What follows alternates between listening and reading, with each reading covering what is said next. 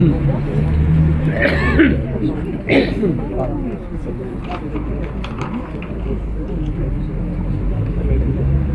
camarades, mesdames et messieurs les élus, mesdames et messieurs, donc ça fait 108 ans que Jean Jaurès a été assassiné à Paris par un militant d'extrême droite, c'est important de le rappeler.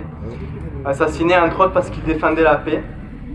L'actualité récente nous démontre malheureusement que son combat contre la guerre, que son combat pour la République, pour la liberté, pour les droits des hommes, pour l'égalité, la fraternité, tous ces combats-là ne sont pas obsolètes puisqu'ils sont loin d'être acquis.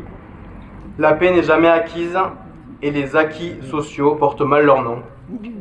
Puisqu'après 3 ans d'une crise sanitaire, économique, politique et écologique sans précédent, le peuple est à bout, le souffle court, désemparé, ne sachant plus vers qui se tourner, et dans la tourmente, il n'est pas rare, malheureusement, pour nombre de nos concitoyens, qu'un bulletin de vote pour l'extrême droite fasse office d'espoir. Mais l'histoire l'a montré, ainsi que les derniers actes qui se sont joués dans l'hémicycle, l'extrême droite n'est jamais du côté du peuple. L'extrême droite n'a jamais été responsable de la moindre conquête sociale. Qu'aurait pensé Jaurès de cette situation politique inédite sous la Ve République, où un président de la République nouvellement réélu perd sa majorité absolue à l'Assemblée nationale et de ce fait décide de s'appuyer sans complexe sur le soutien de l'extrême droite pour faire passer ces lois terribles d'exclusion et de recul social.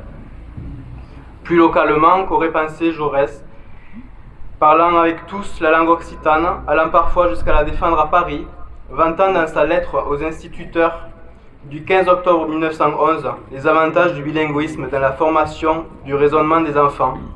Qu'aurait-il pensé de la fermeture à Carmaux, expulsée de locaux municipaux pour lesquels elle payait un loyer, d'une école occitane, républicaine, associative et laïque? Face à tout cela, face à ces répressions que nous vivons nationalement, localement, la gauche doit se serrer les coudes.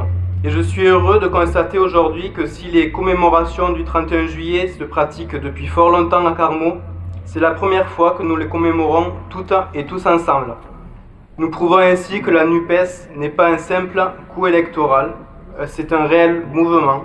Un mouvement qui a vocation à s'inscrire dans la durée, à faire front face aux extrêmes, les extrêmes xénophobes, les extrêmes capitalistes, et à poursuivre l'œuvre de Jaurès, à poursuivre ce combat pour améliorer la vie des citoyens. Vive Jaurès dans nos mémoires, vive la République, vive la NUPES et vive Carmaux.